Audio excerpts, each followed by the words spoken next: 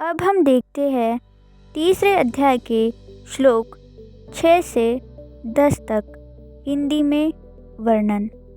पीछे के श्लोक में यह कहा गया है कि कोई भी मनुष्य किसी भी अवस्था में क्षण मात्र भी कर्म किए बिना नहीं रहता। इस पर यह शंका हो सकती है कि मनुष्य इंद्रियों की क्रियाओं को हठपूर्वक रोककर भी तो अपने को अक्रिय मान सकता है।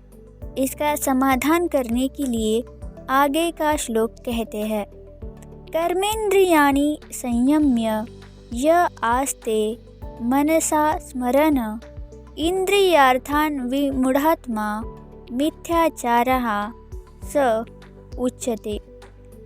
जो संपूर्ण इंद्रियों को हठपूर्वक यानी रोक कर मन से इंद्रियों के विषयों का चिंतन करते हुए बैठता है, वह मूढ़ बुद्धि वाला मनुष्य मिथ्याचारी अथवा मिथ्या आचरण करने वाला कहा जाता है। चौथे श्लोक में भगवान ने कर्म योग और सांख्य योग दोनों की दृष्टि से कर्मों का त्याग अनावश्यक बताया। फिर 5वें श्लोक में कहा कि कोई भी मनुष्य किसी भी अवस्था में क्षण मात्र भी कर्म किए बिना नहीं रह सकता। 6ठे श्लोक में हठपूर्वक इंद्रियों की क्रियाओं को रोककर अपने को क्रिया रहित मान लेने वाले का आचरण मिथ्या बताया। इससे सिद्ध हुआ कि कर्मों का स्वरूप से त्याग कर देने मात्र से उनका वास्तविक त्याग नहीं होता। कर्मों का स्वरूप से त्याग कर देने मात्र से उनका वास्तविक त्याग नहीं होता। अतः आगे के श्लोक में भगवान वास्तविक त्याग की पहचान बताते हैं।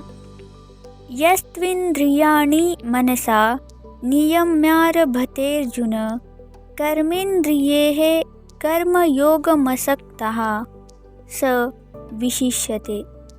परंतु हे अर्जुन, जो मनुष्य मन से इंद्रियों पर नियंत्रण करके आसक्ति रहित होकर अथवा निष्काम भाव से समस्त इंद्रियों के द्वारा कर्म योग का आचरण करता है, वही श्रेष्ठ है।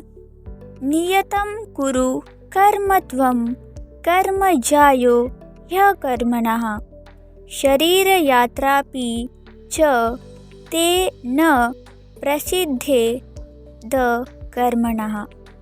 तू शास्त्र विधि से नियत किए हुए कर्तव्य कर्म कर, क्योंकि कर्म न करने की अपेक्षा कर्म करना श्रेष्ठ है तथा कर्म न करने से तेरा शरीर निर्वाह भी सिद्ध नहीं होगा। पीछे के श्लोक में भगवान ने कर्म किए बिना शरीर निर्वाह भी नहीं होने की बात कही। इससे सिद्ध होता है कि कर्म करना बहुत आवश्यक है, परंतु कर्म करने से तो मनुष्य बंधता है। कर्मणा बध्यते जंतुः।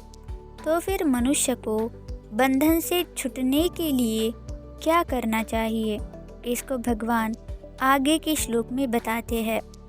यज्ञार्थात् कर्मणो अन्यत्र लोको अयं कर्म बंधनः तदर्थं कर्म कौन्तेय मुक्त संगाः समाचार। कर्तव्य पालन के लिए किए जाने वाले कर्मों से अपने लिए किए जाने वाले कर्मों में लगा हुआ यह मनुष्य समुदाय कर्मों से बंधता है। इसीलिए हे कुंती नंदन, तू आसक्ति रहित होकर उस यज्ञ के लिए ही कर्तव्य कर्म कर। सह यज्ञाः प्रजाः सृष्ट्वा पुरोवाच प्रजापतिः अनेन प्रसविष्य ध्वमेश वो अस्त्विष्ट कामधुक। प्रजापति ब्रह्मा जी ने सृष्टि के आदि काल में यज्ञ सहित प्रजाओं को रचकर उनसे कहा कि तुम लोग इस यज्ञ के द्वारा वृद्धि को प्राप्त हो और यह यज्ञ तुम लोगों को इच्छित भोग प्रदान करने वाला हो।